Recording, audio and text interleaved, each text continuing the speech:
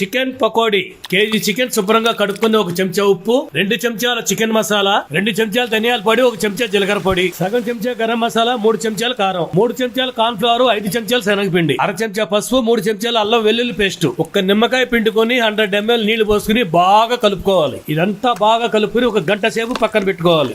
గంట అయ్యాక నూనె వేడి చేసుకుని చికెన్ పకోడీ వేసుకుందాం.